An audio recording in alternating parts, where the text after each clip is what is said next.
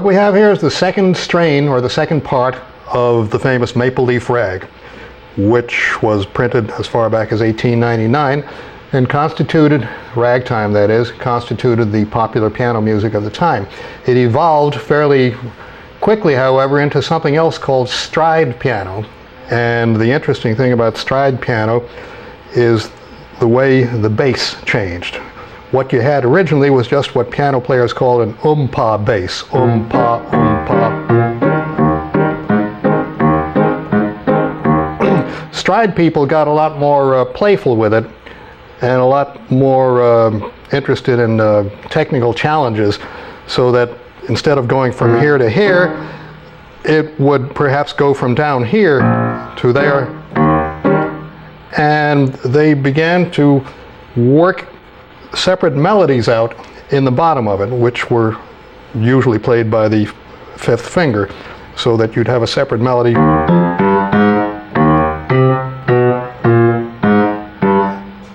All the while, the answering chords would be like this.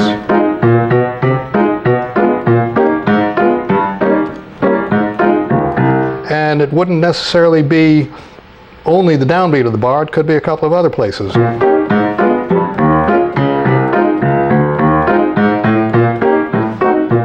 Could be in octaves too.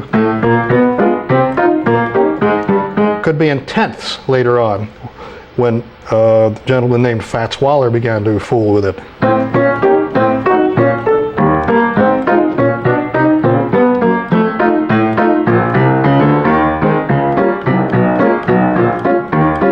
Okay, what was the right hand doing? The right hand would, the original Joplin piece was pretty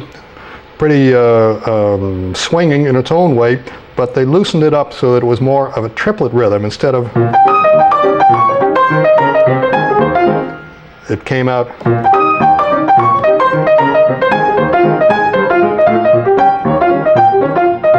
And then after a while, the way piano players are, they changed it. These people were very inventive, and they had to play for many, many hours every night. And pretty soon they evolved different figures, so that Maple Leaf Rag might have come out sounding like this.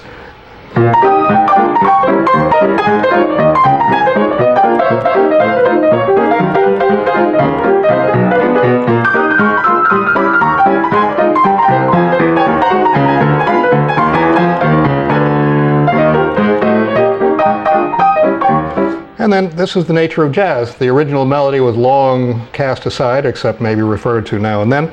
But the piano player would do as many virtuosic and entertaining things as possible with both hands.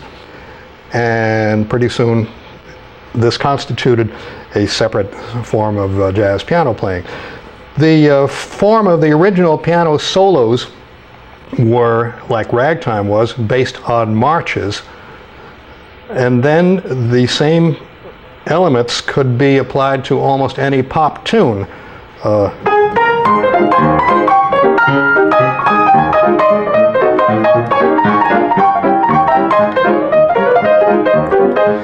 And it should be remembered that in those days, I doubt very much whether the players, James P. Johnson, Willie the Lion Smith, and Fats Waller, referred to it as stride. I think that term came a little bit later on. It was just called ragtime, and that's the hip way of playing ragtime in the early 1920s, in New York in particular.